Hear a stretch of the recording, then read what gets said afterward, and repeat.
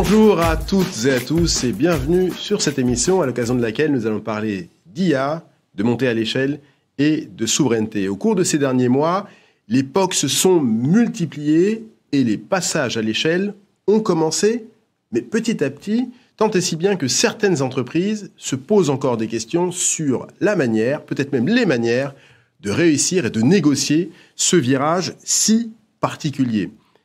Quel outil déployer et quelle méthode utiliser pour réussir ce passage à l'échelle?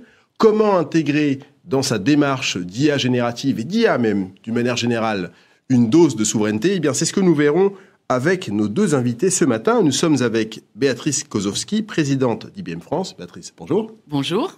Nous sommes également avec Christophe Le Sur, directeur général de Cloud Temple. Christophe, bonjour. Bonjour.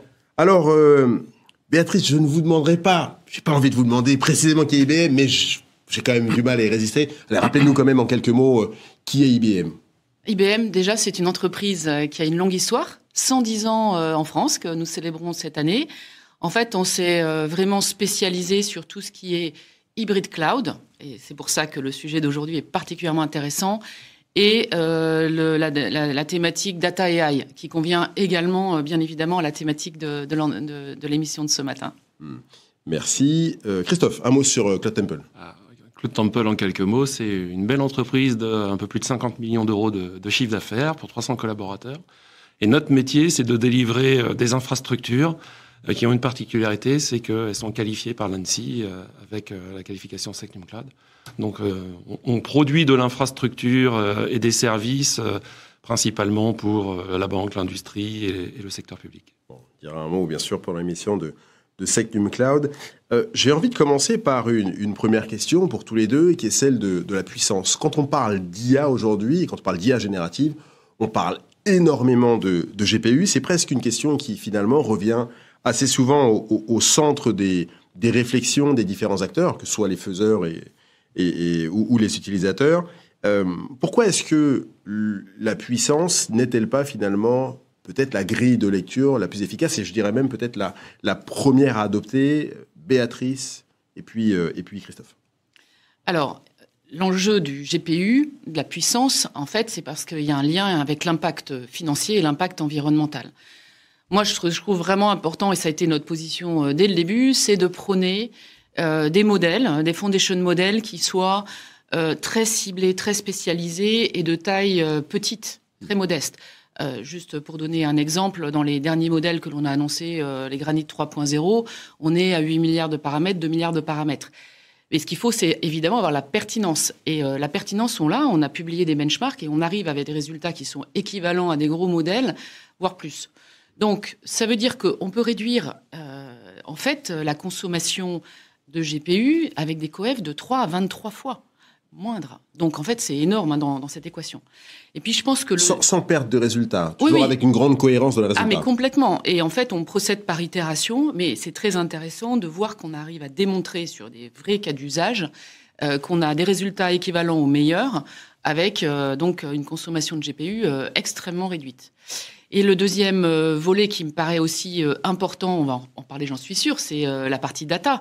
Parce qu'aujourd'hui, les modèles, en fait, ils ont 100% des données externes du monde et moins de 1% des données internes des clients, des données de l'entreprise. Or, on sait qu'il y a des mines d'or, finalement, dans ces données. Donc, ça, c'est vraiment un enjeu important.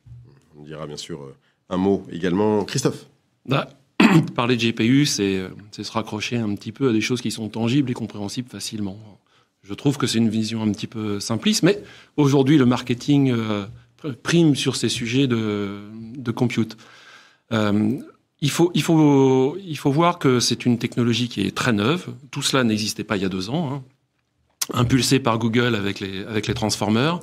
Naissance de ChatGPT, puis arriver en fait sur le marché avec principalement, et c'est étonnant pour ce style de révolution industrielle, plutôt une approche B2C où tout le monde a pu découvrir sur son téléphone une application avec un GPT-2 puis GPT-3 et puis quelque chose qui me parle. Est arrivé en fait la volonté de pouvoir voir dans le monde de l'entreprise qu'est-ce qu'il est possible d'en faire, et donc bien évidemment il faut des GPU.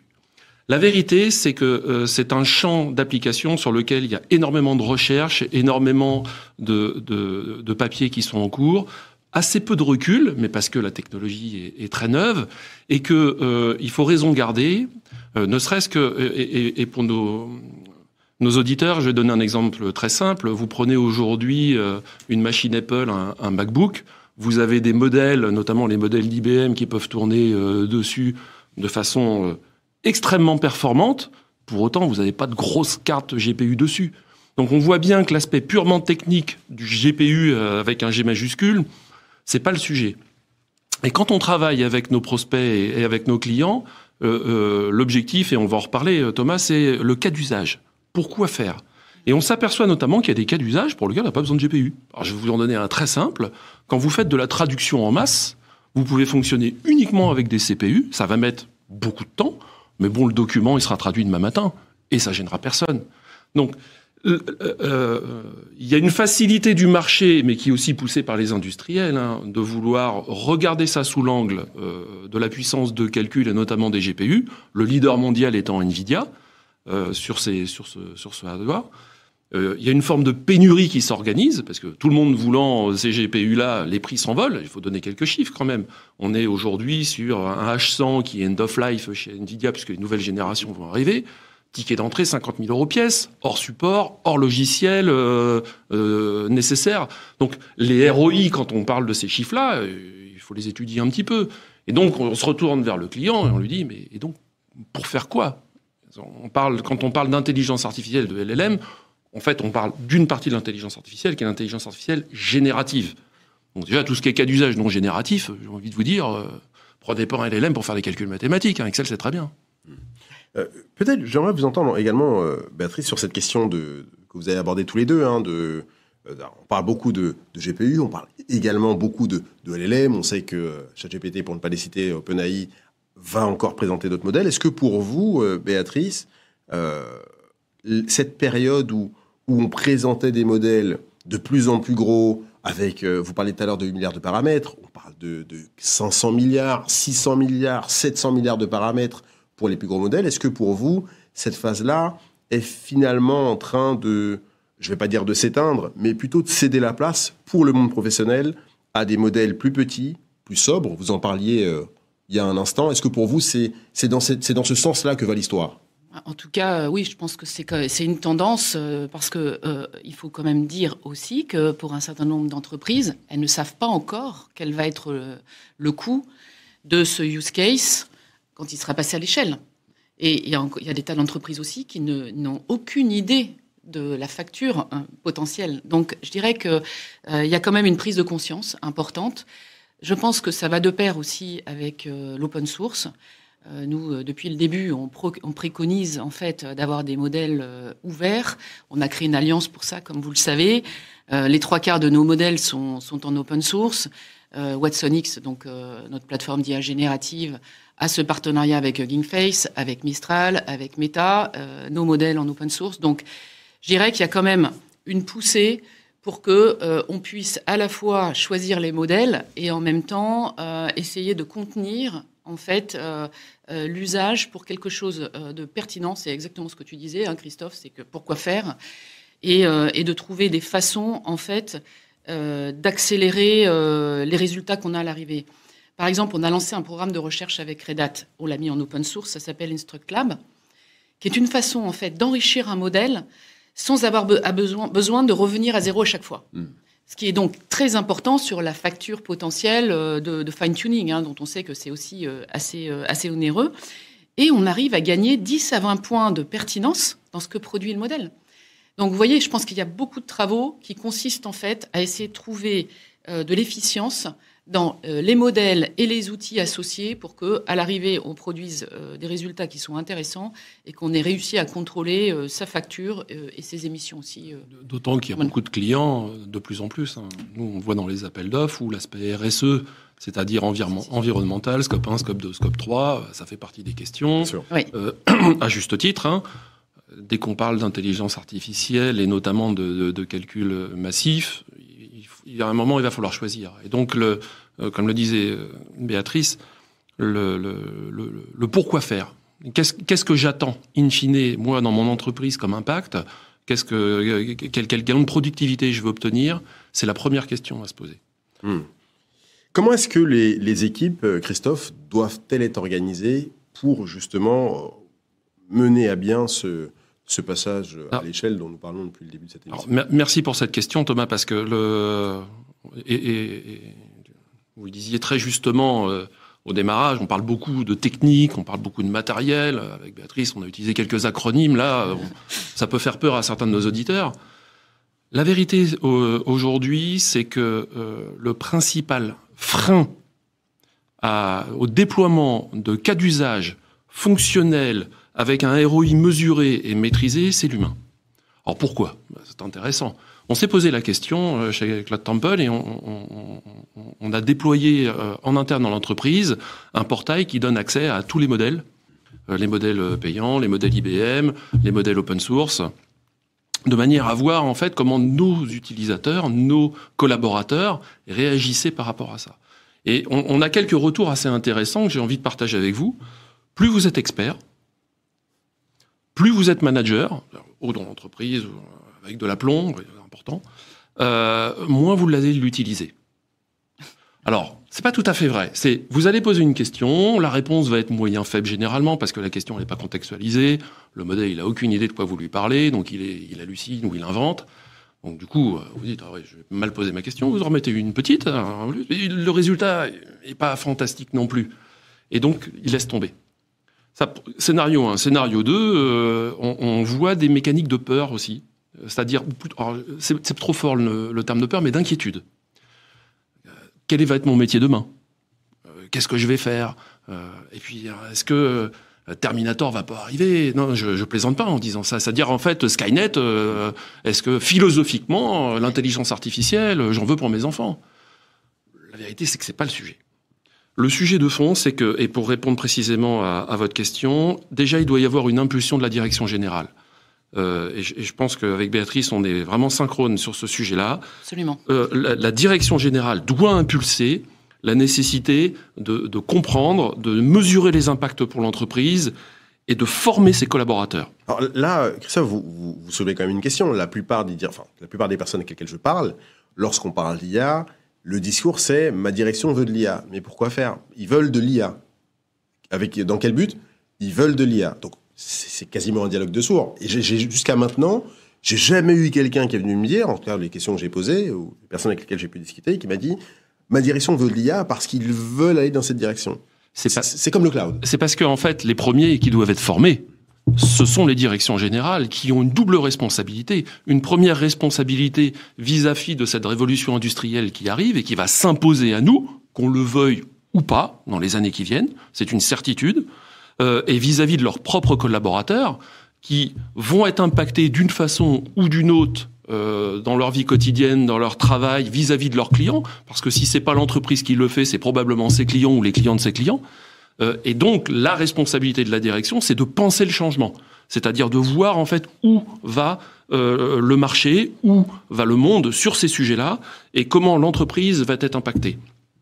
À partir du moment où la direction générale y réfléchit, lance des réflexions, et c'est la deuxième étage de la fusée, c'est que quand il y a cette impulsion de la direction générale, il est indispensable de créer une équipe, au moins un lead, qui va être en charge de ces sujets-là et de ces réflexions-là dans l'entreprise. Nous, chez Cloud Temple, on a 3 personnes qui travaillent en fait à plein temps sur la veille technologique autour des évolutions des modèles, mais pas sur les aspects techniques. On a les gens de la technique pour les GPU, ils font partie des équipes cloud. Et ils réfléchissent en termes d'impact sur les métiers. Alors, exemple d'impact. Notamment, on a sur tout ce qui est ressources humaines, et je crois sur ce titre-là qui va être très en avance.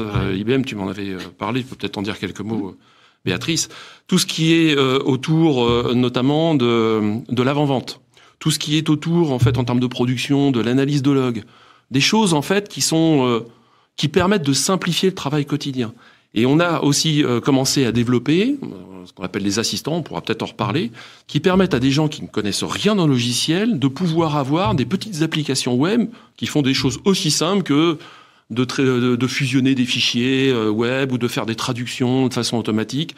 Donc avec des petites touches à des endroits où il y a des peines, au sens painful en anglais, vraiment pour montrer aux utilisateurs les apports que ça peut générer et pour en fait dépassionner le sujet de l'IA.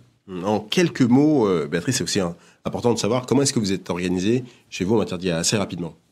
Alors déjà, on a décidé d'adopter l'IA et l'IA générative et je dirais toute logique d'automatisation de façon extrêmement poussée au niveau d'IBM. Et je commence par le résultat parce que c'est important de montrer que ça sert à quelque chose. C'est que on a gagné 3 milliards en productivité depuis 2023. C'est ce qu'on va confirmer à la fin de cette année et on pense être à 4 milliards pour l'an prochain. Alors, ce qui est important, c'est de faire ces gains de productivité tout en s'améliorant, en améliorant l'expérience client ou l'expérience et l'expérience collaborateur, bien évidemment. Donc, en fait, ce qu'on a fait, c'est qu'on a complètement repensé toute notre façon d'opérer à l'intérieur.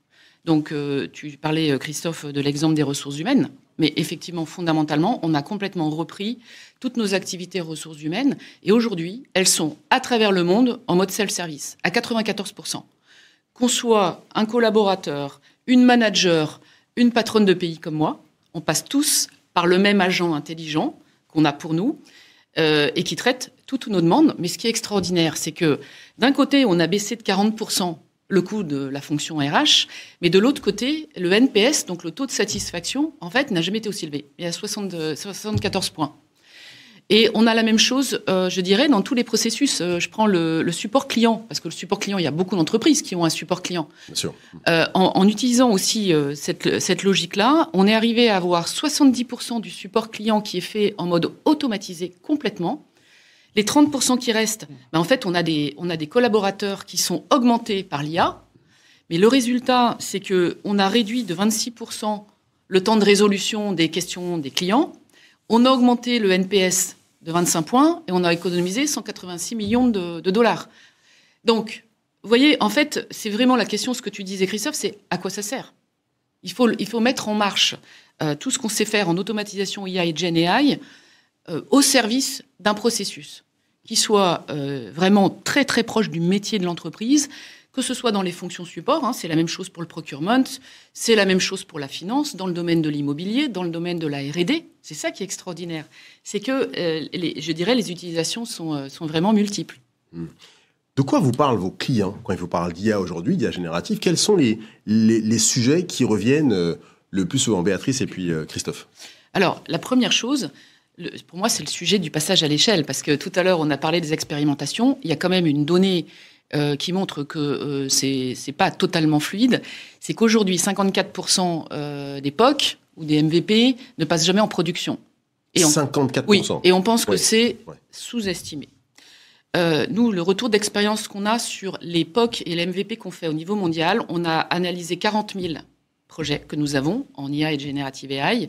Il y en a 70% qui passent en prod. Donc, la question, c'est qu'est-ce qui fait la différence ? Donc, la première chose, c'est le ROI. Et donc, on a beaucoup de clients qui ont fait ce travail de réfléchir c'est quoi les cas d'usage pour nous, mais qui ont du mal à faire le lien direct avec le ROI. Donc, ça reboucle avec ce qu'on a dit tout à l'heure, parce que pour avoir un ROI, il faut avoir des résultats pertinents, donc des modèles qui produisent de la pertinence, et en même temps des coûts d'entraînement, des coûts d'inférence et de fine-tuning, etc., qui soient les plus modérés possibles. D'où l'importance des leviers dont on a parlé tout à l'heure. Le deuxième sujet, c'est la faiblesse des données. Alors, les données, elles sont dans différents états, elles sont totalement cloisonnées. Donc, en fait, je dirais qu'il y a plus de la moitié des dirigeants qui considèrent qu'aujourd'hui, ils ne peuvent pas avancer vraiment sur l'IA et la Gen AI à cause de leurs données. Donc, il y a quand même beaucoup de travaux à faire là-dessus. Et le troisième domaine, c'est le sujet des risques. Alors, dans les risques, il y a un peu tout. Il y a les risques de dérive, d'hallucination, de biais, de non-conformité, soit sectorielle, soit par rapport à l'acte européen qui arrive. Donc, en fait, voilà, nous, c'est pour ça qu'on a vraiment investi sur ce sujet qu'on appelle, nous, gouvernance. Mais c'est de mettre, en fait, un tableau de bord et une boîte à outils pour permettre aux entreprises de piloter véritablement ces risques et cette conformité, parce que c'est juste impensable que l'entreprise se mette à risque sur sa réputation ou sur sa performance parce qu'il y aurait un risque qui ne soit pas contrôlé. Voilà. Donc ça, c'est un troisième volet très important qui ressort des clients. Sur les cas d'usage, je crois qu'on en a pas mal parlé. Pour synthétiser, en fait, il y a tout ce qui est vraiment directement lié au métier, et en particulier la relation client, tout ce qu'on peut faire dans les fonctions support, avec des gros gains de productivité aussi. Et puis l'IT, magnifique domaine pour nous, pour utiliser l'IA et la GenAI, pour baisser les coûts, aller plus vite, être plus safe, enfin voilà, toutes les vertus appliquées à l'IT. Christophe, sur cette question de sujet que vous abordez avec vos clients et prospects également, s'ils se posent des questions, j'imagine. Alors, moi, j'ai une vision un peu plus cloud provider, donc ils arrivent ils veulent du GPU. La question qu'on leur pose, c'est un fait. La question qu'on leur pose, c'est pourquoi faire. Et alors souvent, j'en profite pour nos auditeurs pour leur donner un warning, souvent c'est on a un gros SharePoint ou un gros filer, on voudrait un agent qui permette, en fait, on pose une question, il va directement nous trouver les bons fichiers. Bien. Et vous avez quoi comme... une petite 50aine de téras, avec 10% qui changent tous les jours.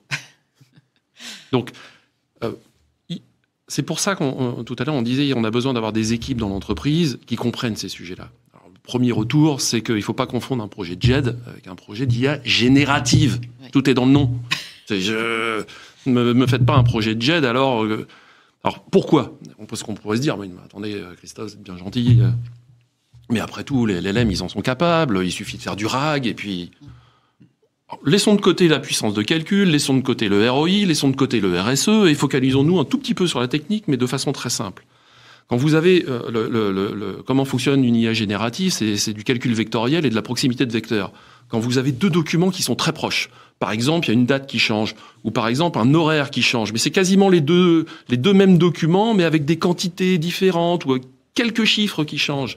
Comment voulez-vous qu'une IA générative avoir la certitude qu'elle a utilisé un document plutôt qu'un autre ? Dit autrement, vous ne pouvez pas, dans certains cas, exclure des problèmes d'hallucination ou des problèmes de... Elle a pris un document, on ne sait pas trop lequel. Ce qui veut dire que les use cases métiers, quand on y réfléchit sous cet angle-là, un angle qui est un petit peu technique, et que vous voulez avoir des certitudes, et que vous voulez ne pas avoir d'hallucination, vous êtes obligé de passer en programmatique. Donc... Vous avez besoin, pour synthétiser, d'avoir des équipes qui comprennent ce que c'est qu'un LLM, que c'est sans état, c'est-à-dire que vous lui donnez une entrée, il produit une sortie et c'est terminé, il n'a pas de mémoire, c'est fini, qu'il a en fait une taille de contexte maximum, que quand on la dépasse, ça peut mal se passer. Je discutais hier avec l'ANSSI, qui sont en train de réfléchir sur des guides, notamment autour de ces sujets-là. Et on parlait d'une problématique que nous, on a vue, notamment sur certains modèles open source, quand on arrive en limite du modèle, c'est-à-dire de ses capacités, il arrive à mélanger des conversations. Donc en fait, on peut avoir des effets de latéralisation qui sont avérés, sur lesquels aujourd'hui, il n'y a quasiment pas de papier de recherche. Tout cela est très très neuf. Donc, comme le disait Béatrice, il y a des aspects juridiques, il y a des aspects de sécurité qui sont extrêmement importants. Donc voilà, il faut raison garder par rapport à tout ça, des équipes qui sont formées, qui réfléchissent à des cas d'usage et qui n'hésitent pas à poser la question sur le fond de quel est le but attendu. Et Béatrice disait quelque chose de très juste, hein, c'est pas je modifie mon processus métier légèrement pour mettre une petite touche d'IA soit en amont, soit en aval, soit au milieu. Non. Comprendre comment fonctionne le système, repenser globalement, et puis, enfin, moi je le vois chez Cloud Temple, hein, rechallenger ses méthodes de travail, rechallenger ses dogmes à intervalles réguliers, c'est plutôt une bonne pratique. Ouais. En fait, ce qu'on dit par rapport à ça, Christophe, c'est qu'il faut d'abord regarder ce qu'on peut éliminer, après, comment on peut simplifier, et ensuite automatiser. Et le faire dans cet ordre-là. Ce qui est difficile, parce qu'en général, on a plutôt tendance à se jeter sur une opportunité d'automatisation, et on se dit, j'améliorerai à la marge, tu viens de dire. Et donc, c'est quand même aussi, c'est vrai, c'est ce discernement, cette détermination pour se dire, c'est aussi l'opportunité de repenser, mais pour le bien, quoi, tel et tel processus métier et repartir d'une page blanche. Et c'est assez extraordinaire. Les IA génératives ont cette propriété qu'on peut avoir très rapidement un résultat qui fait un effet waouh. Par contre, pour le passer en production sur le fond, avec tous les cas aux limites, là, c'est beaucoup plus long et beaucoup plus compliqué. J'aimerais qu'on revienne sur quelque chose que vous avez mentionné, Béatrice, un peu plus tôt, autour de la donnée et des risques. Aujourd'hui, encore une fois, une partie des entreprises avec lesquelles je discute veulent faire de l'IA générative, sont prêtes à... Vous avez parlé de RAG tout à l'heure, sont prêtes à connecter des IA grossièrement sur leurs données métiers, sont prêtes à faire ces choses-là. Ils veulent des résultats concrets, ils veulent des résultats précis, pointus, vous l'avez dit tous les deux, sauf que ces entreprises veulent absolument éviter la fuite de données et que bien, les données métiers soient utilisées par d'autres LLM pour de l'entraînement et si le risque qu'un prompt fait un tout petit peu intelligemment permette de savoir exactement ce que fait une entreprise. Comment est-ce que les organisations peuvent-elles limiter les risques sur ces deux sujets et au-delà de ça, qu'est-ce que vous leur proposez justement pour leur permettre d'aborder, j'ai envie de dire, ce sujet d'IA de manière un peu plus sereine? Béatrice et Christophe. Alors, c'est une réponse, hein, d'ailleurs. Mais mais bien sûr, on est tous d'accord que c'est absolument essentiel. Donc, je pense que l'approche de cloud souverain, elle prend tout son sens, justement. C'est l'essence même, je dirais, de la recherche pour sécuriser les clients sur les sujets de sécurité et de confidentialité de leurs données. Les données sont en France, tous les accès sont monitorés avec un contrôle extrêmement sérieux. Donc, en fait, je pense que tout est fait pour que, justement, on soit rassuré.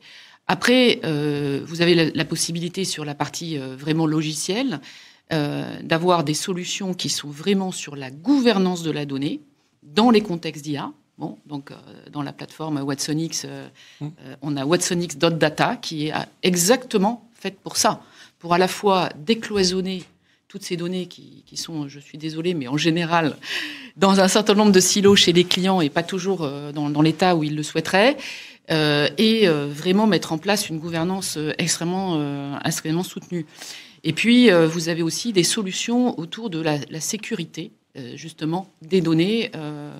Vous avez dû suivre que nous, on s'est repositionné sur la partie sécurité, justement, et on a décidé de se spécialiser dans la sécurité sur tout ce qui était les accès et la sécurité des données dans le contexte de l'IA, justement. Voilà.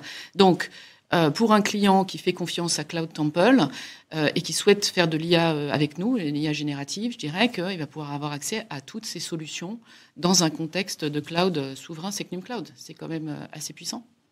Christophe, je te laisse compléter. Les aspects de sécurité, alors il y a plusieurs sujets dessus. Déjà, sur la gestion de la donnée, qui est une question qu'on se pose. Vous le disiez, Thomas, très justement, c'est les entreprises ont une inquiétude pour mettre leurs données à disposition, pour de l'entraînement, et qu'est-ce qui va se passer, les risques qui sont associés. Je le redis parce qu'il faut vraiment que nos auditeurs le comprennent, on est sur Gen AI.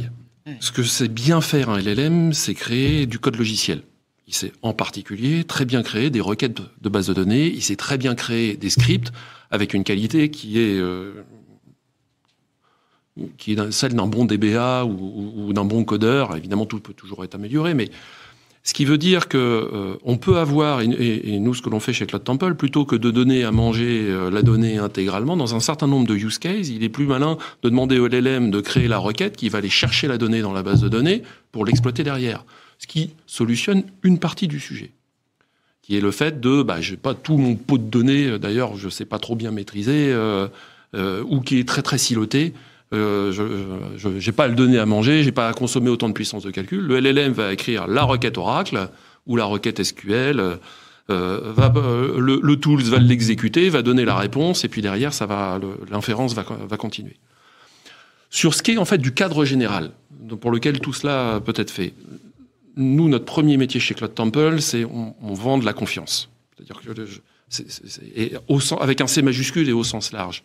Cette confiance, elle est donnée notamment par un tiers de confiance qui est l'ANSSI, qui a qualifié nos services IaaS, donc le calcul, le réseau, le stockage, qui a qualifié la première plateforme PaaS en France qualifiée par l'ANSSI, donc avec OpenShift de Red Hat. Oui. Et donc, un client IBM Cloud Temple qui vient pour avoir un Watsonix, il va avoir un socle qualifié par l'ANSSI qui est OpenShift, sur lequel vient se poser Watsonix, qui tourne en totale autonomie et qui peut du coup accéder à l'ensemble des silos de données ou des data lakes, le cas échéant du client, pour pouvoir en fait avancer sur les cas d'usage. C'est là où Béatrice parlait de gouvernance. Je vais vous zoomer un petit peu ce que l'on entend par gouvernance. Quand vous avez une entreprise, par exemple Cloud Temple de 300 personnes, on se doute bien que toutes les données, par exemple les données RH, ne doivent pas être accessibles à l'ensemble des collaborateurs. Donc on doit avoir un moment où on est en capacité de qualifier quel modèle peut être utilisé, par quel groupe d'utilisateurs, quelles données peuvent être utilisées pour inférence sur le modèle, si je devais le simplifier par des formes de tags de groupes d'utilisateurs, et c'est ce qu'on appelle la gouvernance de la donnée. Et donc, on reboucle aussi sur la discussion qu'on avait tout à l'heure sur comment un petit peu s'organiser. Oui. Il faut qu'on ait une équipe qui a le recul sur les technologies, qui est quand même assez proche de la direction générale d'une façon ou d'une autre, en tout cas d'une entité qui a un pouvoir de décision au sein de l'entreprise, de manière à pouvoir gouverner cette donnée, l'usage des modèles de GenAI, et puis, du coup, octroyer les autorisations au fur et à mesure du déploiement des différents cas d'usage. Il nous reste un gros quart d'heure et encore un certain nombre de questions à aborder.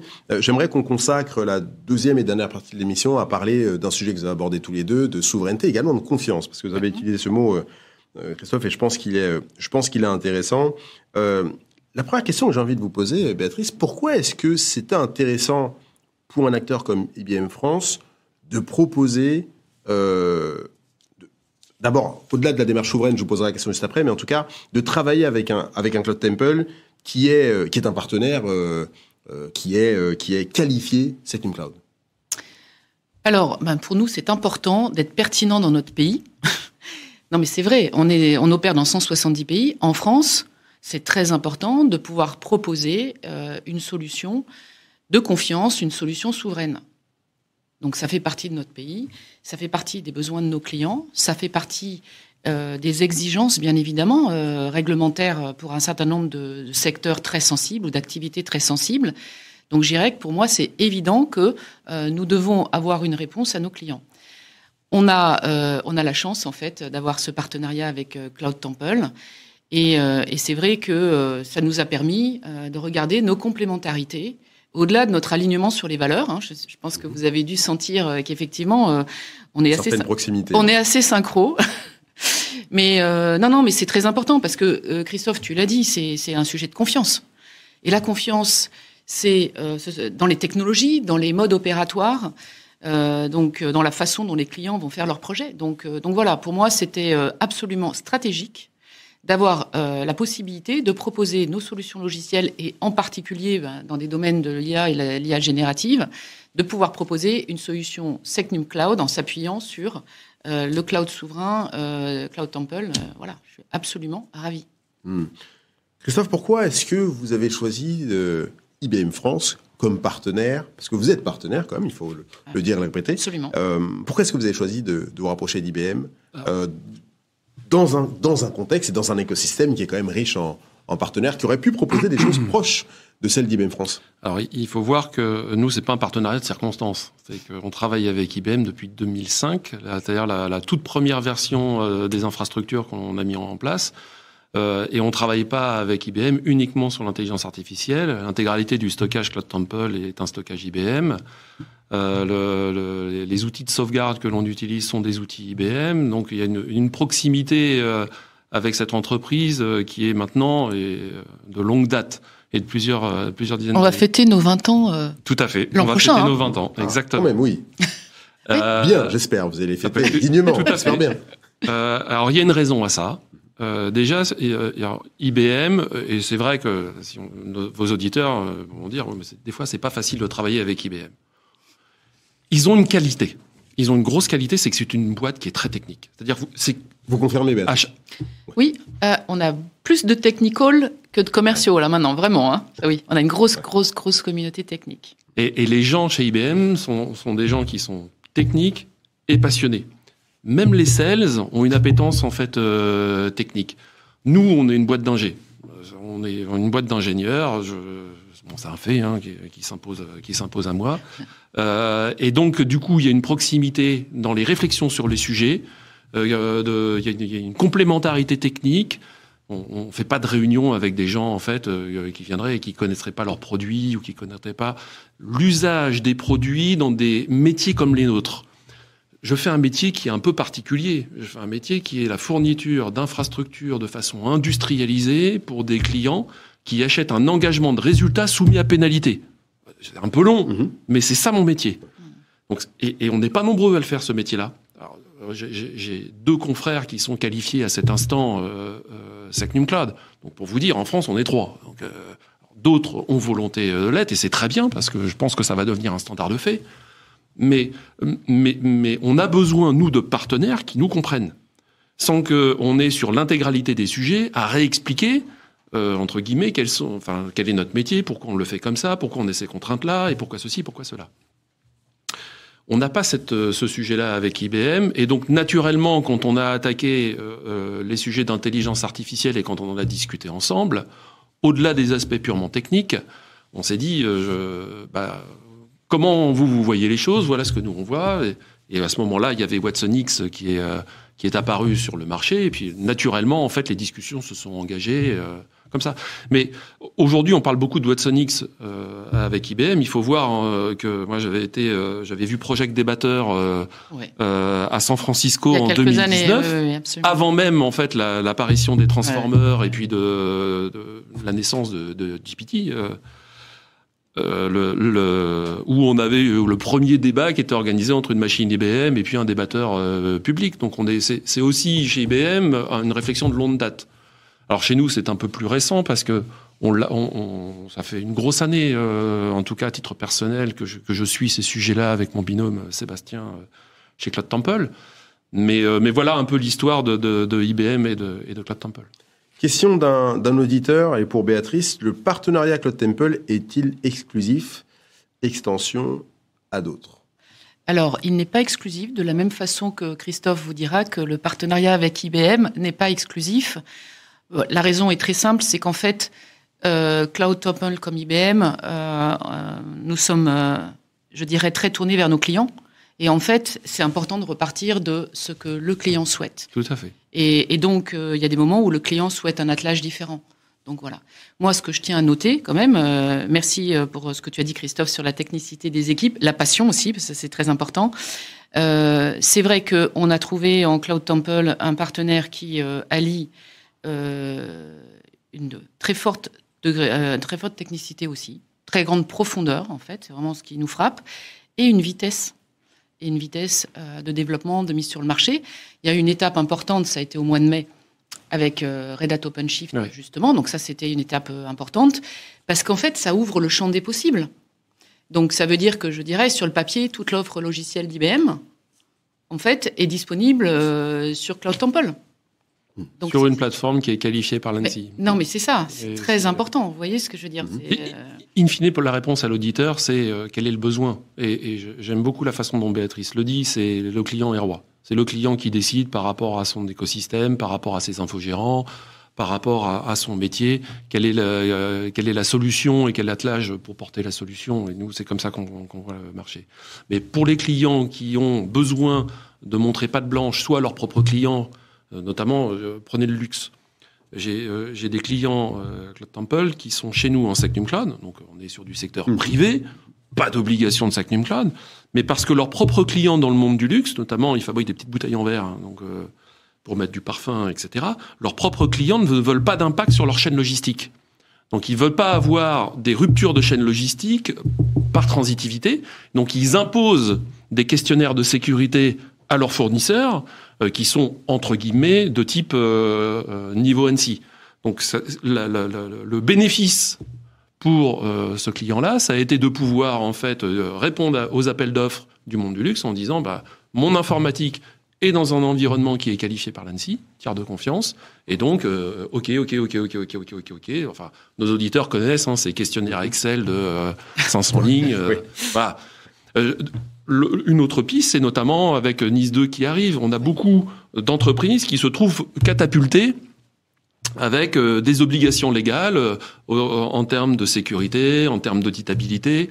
Le fait d'être sur des infrastructures qualifiées, alors chez Cloud Temple ou chez mes confrères, font que tout de suite, ils vont cocher beaucoup de cases.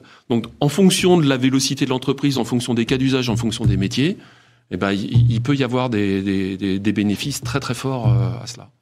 Il nous reste quelques minutes et j'avais encore 2 questions à vous poser. Béatrice, la question de la réversibilité. On sait qu'elle a beaucoup empoisonné le sujet du cloud pendant longtemps. On se la pose bien sûr aujourd'hui avec de la générative. Des piliers du SIGREF dans la position aussi. Et c'est un vrai sujet de souveraineté, absolument. Mais écoutez, tout est fait pour que ce soit réversible. Alors, l'idée, c'est de pouvoir accompagner les clients.